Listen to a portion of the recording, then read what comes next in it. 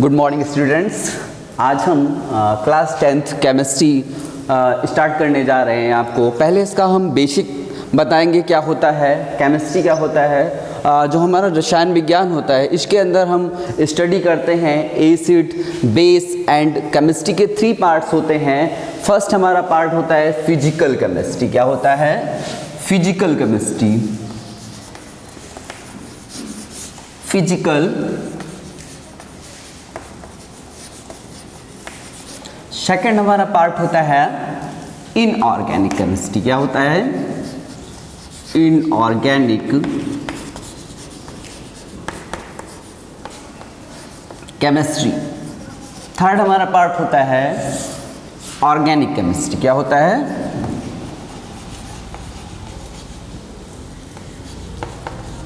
Organic chemistry. इन तीनों पे हम बात करेंगे। क्लास 10th केमिस्ट्री में आपको फिजिकल केमिस्ट्री में नहीं पढ़ना है, आपको इन 2 पार्टों पे बात करना है, एक इनऑर्गेनिक केमिस्ट्री और ऑर्गेनिक केमिस्ट्री क्या होती है। पहले हम इसमें जो हमारा इनऑर्गेनिक होता है, इनऑर्गेनिक में हमारे 4 चैप्टर्स हैं। फर्स्ट हमारा चैप्टर है first chapter chemical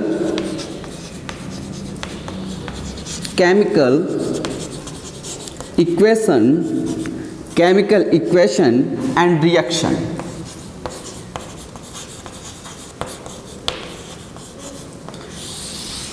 chemical equation and reaction की स्टडी करेंगे।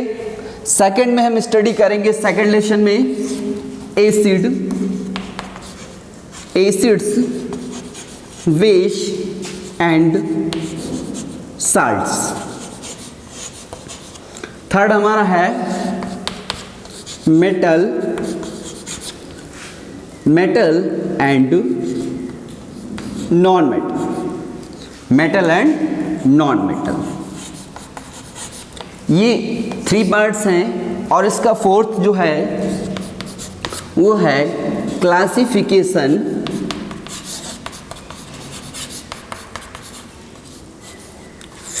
Of elements.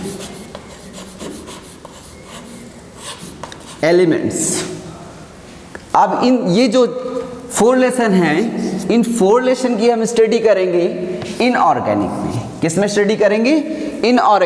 ऑर्गेनिक में। जो हमारा ऑर्गेनिक होता है उसमें केवल एक लेसन है, वो है carbon and its compound. Carbon and its compound.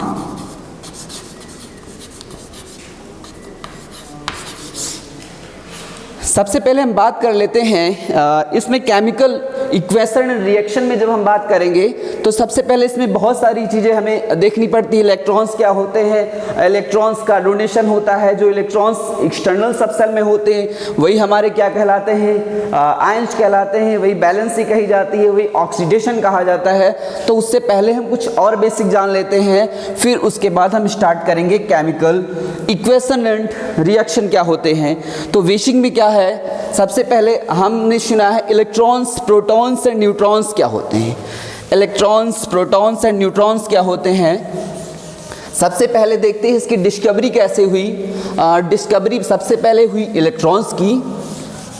Electrons की डिस्कवरी कैसे हुई? सबसे पहले जो हमारे साइंटिस्ट थे जे थॉमसन ने बताया, कहा कि जो हमारा एटम होता है, हम ये बात कर रहे हैं सेंचुरी 18 की। उस टाइम सबसे पहले जो हमारे जे थॉमसन थे उन्होंने बताया, कहा कि जो हमारा एटम होता है वो उसके पार्टिकल्स नहीं होते हैं। लेकिन कुछ दिन के बाद धीरे धीरे उन्होंने अपनी ही थ्योरी को चेंज किया और कहा जो हमारा एटम होता है उस एटम के भी पार्ट होते हैं। क्या होते हैं? एटम्स के भी पार्ट होते हैं। आज हम क्या पढ़ रहे हैं, जो हमारा न्यूक्लियस होता है उस न्यूक्लियस में क्या होते हैं? न्यूट्रॉन्स एंड प्रोटॉन्स होते हैं। और बाहर कैसा चार्ज होता है?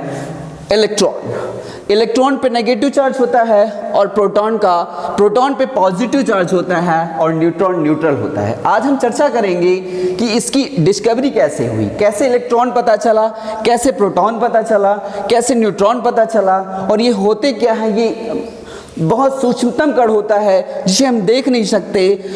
ये जो हमारा एटम होता है ये पार्टिसिपेट करता है किसी अदर रिएक्शन में जो इलेक्ट्रॉन्स होते हैं, जब रिएक्शन होती है, इसके जो एक्सटर्नल सबसेल में इलेक्ट्रॉन होते हैं यही डोनेट करते हैं। जैसे मेटल्स में कहा जाता है कि फ्री इलेक्ट्रॉन्स होते हैं। पहले आपको पता होना चाहिए इलेक्ट्रॉन्स होते क्या हैं, उसके बारे में बाद में हम रिएक्शन करेंगे। तो सबसे पहले जो जे थॉम्सन थे उन्होंने क्या किया, इसकी प्रैक्टिकल में उन्होंने एक ट्यूब ली। कैसी ट्यूब ली? एक कांच ट्यूब ली। इस कांच की ट्यूब में एक वैक्यूम पंप लगाया। वैक्यूम पंप यहाँ से क्या किया, जो इसके अंदर एयर है उसे निकालने के लिए जो एयर होती है। फिर उसके बाद क्या हुआ, दो मेटल्स कैथोड एंड एनोड लगाए। क्या लगाए? कैथोड एंड एनोड लगाए।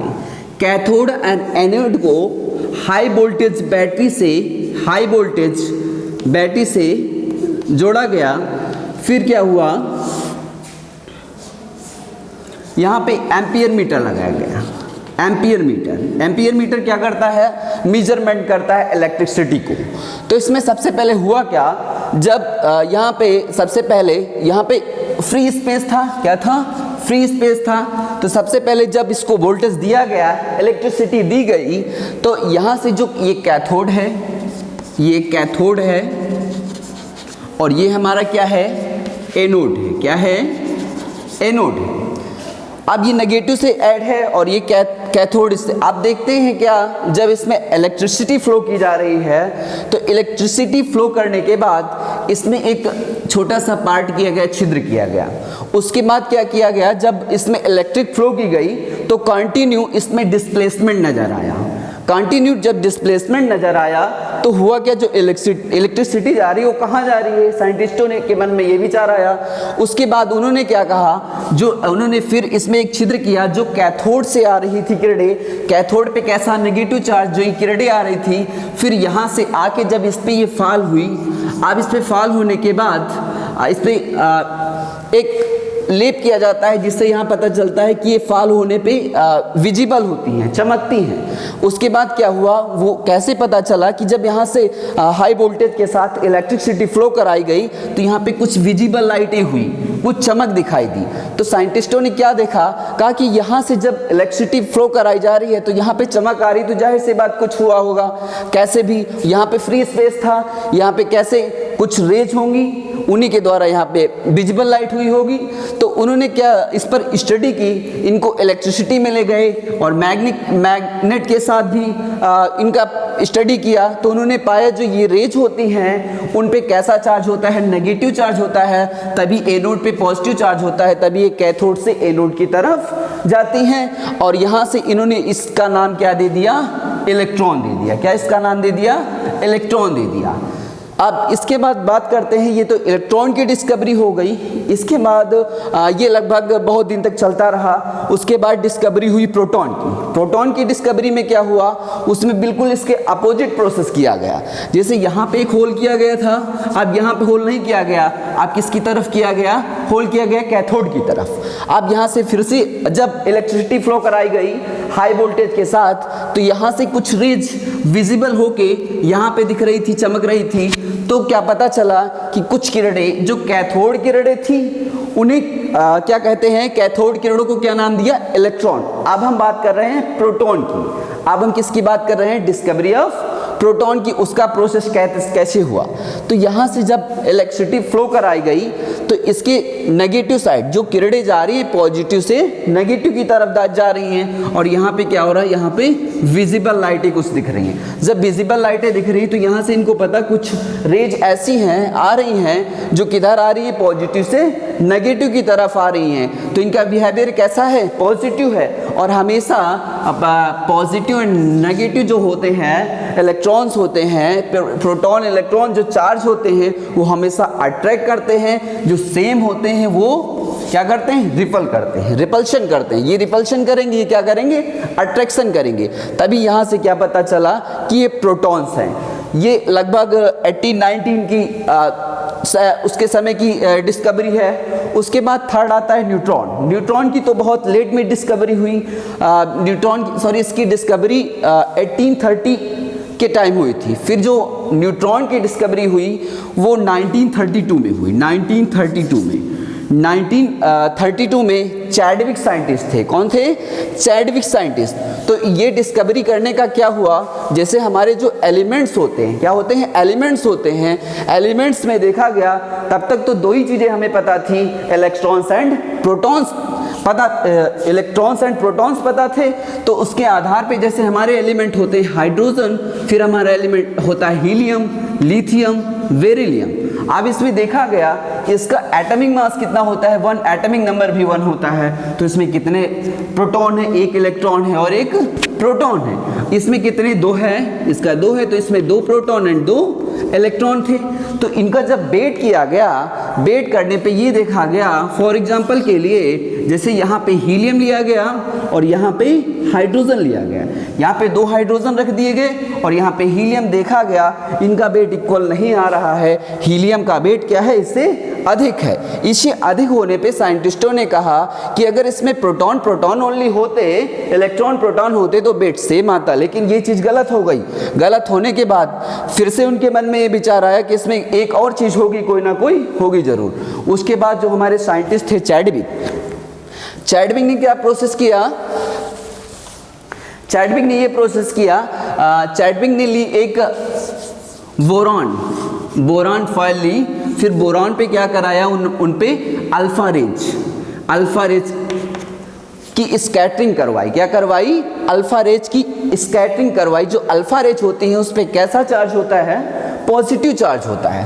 तो उन्होंने जब इस पे फॉल कराया बोरान पे, तो इसके बाद क्या हुआ, वो जो रेज थी वो सीधे इसको पार कर गई, क्रॉस कर गई। क्रॉस करने के बाद इसके बाद उन्होंने क्या रखा? एक मोम रखा, ठीक है। उसके बाद उसमें भी ये रेज क्रॉस कर गई। तो उन्होंने कहा ये एनर्जी वेव होंगी तभी तो इसको क्रॉस कर रही हैं। तो उससे उन्होंने कंपैरिजन किया तो बताया कि यहाँ पे क्या होते हैं? न्यूट्रॉन्स भी पाए जाते हैं। क्या पाए जाते हैं? न्यूट्रॉन्स पाए जाते हैं। न्यूट्रॉन्स पे कैसा? न्यूट्रल चार्ज होता है, उस पर कोई चार्ज नहीं होता।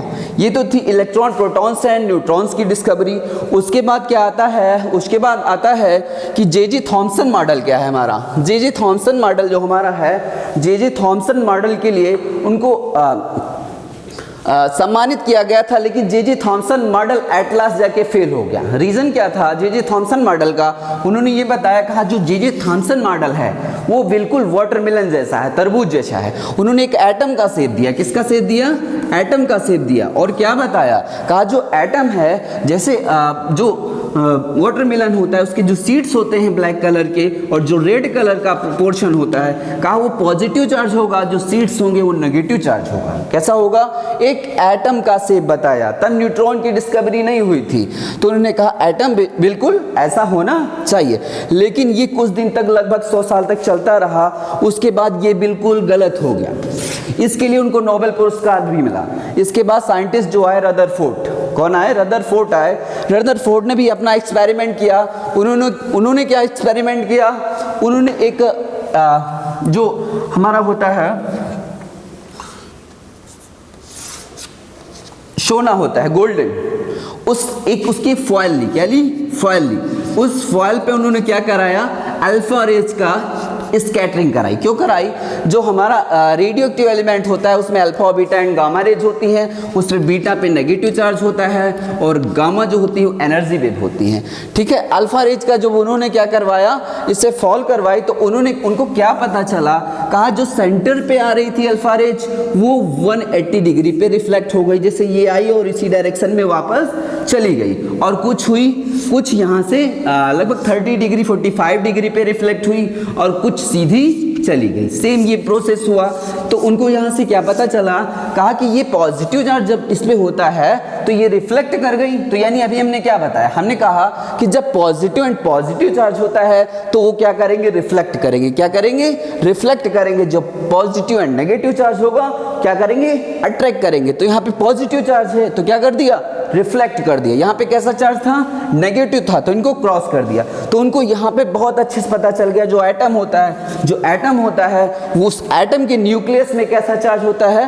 पॉजिटिव चार्ज होता है। कैसा चार्ज होता है? पॉजिटिव चार्ज होता है और जो यहाँ पे होता है कैसा होता है, नेगेटिव चार्ज। तो उन्होंने कहा जो पॉजिटिव चार्ज होता है वो किस में होता है, एक न्यूक्लियस में होता है। तभी आज ये न्यूक्लियस है और ये एटम है, और इस एटम के न्यूक्लियस में कैसा चार्ज है, negative and neutrons and proton है। प्रोटॉन पे पॉजिटिव चार्ज है और इलेक्ट्रॉन पे नेगेटिव चार्ज है। और क्या बताया उन्होंने, एक बात गलत कह दी थी, कहा था कि अपने स्टेटमेंट में जो इलेक्ट्रॉन्स होते हैं वो कॉन्टिन्यूसली इसमें घूमते रहते हैं, जो हमारा न्यूक्लियस होता है इसके बाहर राउंड अप करते रहते हैं और अपनी एनर्जी को क्या करते रहते हैं, लूज करते रहते हैं। लेकिन बात एक गलत थी, कॉन्टिन्यूसली आप फॉर एग्जांपल अपने आप से ही समझिए कि कोई अगर अपनी एनर्जी को लगातार वेस्ट कर रहा है तो एट लास्ट एक समय ऐसा आएगा कि उसके पास एनर्जी नहीं रह जाएगी और क्या हो जाएगा, वो डिस्ट्रॉय हो जाएगा।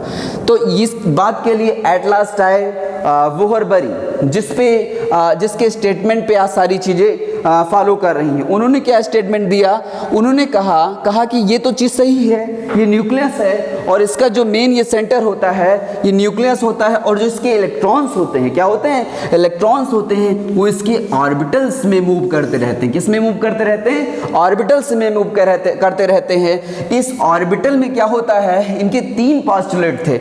इनका पोस्टुलेट ये था, पहला कि जितने भी जो भी इलेक्ट्रॉन्स होते हैं वो अपने अपने ऑर्बिटल्स में मूव करते हैं, और सेकंड इनका स्टेटमेंट था वो था कि ये जो होता है इसके पास जो एनर्जी होती है वो NH/2π होती है। क्या होती है, NH/2π। n जहाँ पे आपका क्या है, n is equal to integers है, पॉजिटिव इंटीजर्स, ये इनकी वैल्यू हो सकती है। जितनी एनर्जी इसके पास होगी h is equal to Planck constant होता है 6.6 × 10⁻³ जूल पर सेकेंड होता है। ठीक है, ये चीज़ थी।